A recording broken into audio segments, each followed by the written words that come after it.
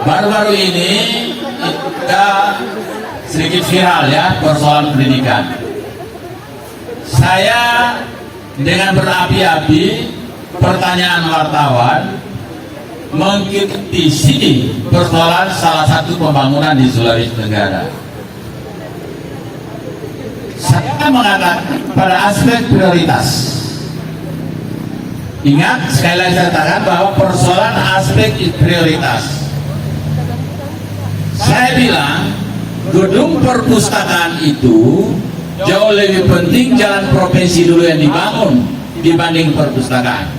Tapi karena berapi-api, saya buat apa itu perpustakaan? Oleh literasi ya, kelompok literasi menyuarakan bahwa saya adalah orang yang tidak suka mahasiswa atau orang-orang yang terpelajar membaca buku di perpustakaan. Jangan dibawa ke sana. Saya bicara lebih prioritas jalanan dibanding membangun gedung yang mewah itu. Itu yang saya persoalkan. Maksud saya yang prioritas sekarang itu jalanan daripada gedung perpustakaan, bukan buku-bukunya, bukan membaca bukunya saya, bukan. Jadi ini juga sampai mahasiswa IN berpikir, wah Ridwan tidak mau orang-orang pintar membaca buku. Enggak, saya tidak melarang itu saya hanya protes Alimasi. Kenapa Alimasi lebih mengutamakan jalan ke Toronipa dibanding jalan provinsi yang hancur? Sementara jalan Toronipa itu adalah hanya mengejar pariwisata, di mana pariwisata yang ada di situ adalah juga tidak berskala nasional seperti Bali, NTB apa namanya, Lombok misalnya, Raja Ampat misalnya. Itu kan tidak seperti itu berskala internasional. Membangun jalan yang begitu besar, terkesan orang berpendapat, orang berpikir bahwa karena rumahnya Alimasi ada di sana, dibangunlah jalanan ke sana. Itu kan yang ada, maka saya kritisi. Berarti tidak salah orang berpendapat seperti itu. Sama dengan jantung, saya bilang. Berapa sih jumlah orang penyakit jantung di Sulawesi Tenggara? Kenapa lebih utama dulu itu? Kenapa tidak duluan jalanan yang orang setengah mati bawa komunitas mereka? Ingat, jalanan itu adalah salah satu pengangkat persoalan perputaran ekonomi kita. Itu perbedaannya. Sekali lagi, termasuk perpustakaan. Gedung perpustakaan itu adalah jauh lebih penting jalan provinsi dulu daripada orang-orang yang blokir jalanan. Lebih bagus itu dulu yang dibangun. Kalau semua sudah selesai, baru bangun perpustakaan. Kemarin saya kaget lagi, bangun lagi kantor gubernur 400 miliar. Saya heran aspek prioritasnya di mana ini? Kantor gubernur kan masih ada di situ. Kenapa tidak dulu diperhatikan faktor-faktor yang lain? 400 miliar kalau bangun jalan itu berapa kilo?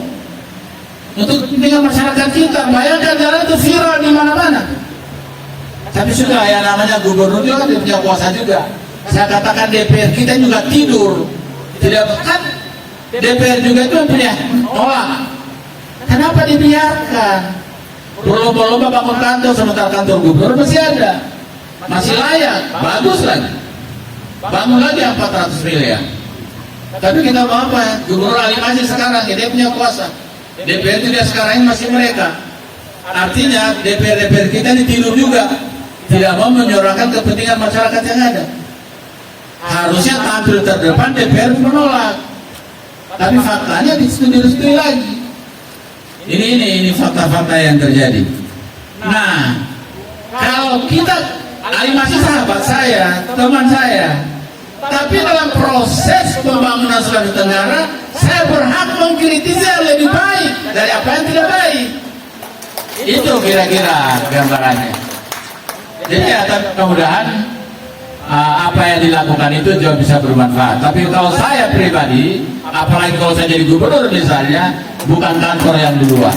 Yang saya utamakan dulu adalah kepentingan dasar, hak-hak masyarakat. Itu jalanan, itu hak dasar itu Pak. Hak dasar masyarakat, sama dengan kesehatan, pendidikan. Itu sama, itu hak dasar masyarakat itu. Kantor itu seperti kantor gubernur itu bukan hak dasar masyarakat. Itu hanya tempat pelayanan masyarakat, dan kantornya masih ada yang sekarang ini sudah layak untuk diteruskan. Tidak harus membangun kantor baru. Mudah-mudahan direkam di wartawan dan dimuat, sampaikan alimasi pesan saya. Sudah keinginan membangun kantor gubernur, bangun dulu kepentingan masyarakat yang ada di seluruh Sulawesi Tenggara. Saya kira hanya itu yang saya ingin sampaikan, Bu Rektor dan semua kita yang ada. Mohon maaf, saya tentu berterima kasih. Mudah-mudahan di tengah-tengah suasana yang sekarang ini, pembangunan Rusunawa ini, khususnya di IAIN, dapat melahirkan anak-anak muda kita, mahasiswa kita yang bisa bermanfaat, berguna, dan turut berperan buat bangsa Indonesia. Wassalamualaikum warahmatullahi wabarakatuh.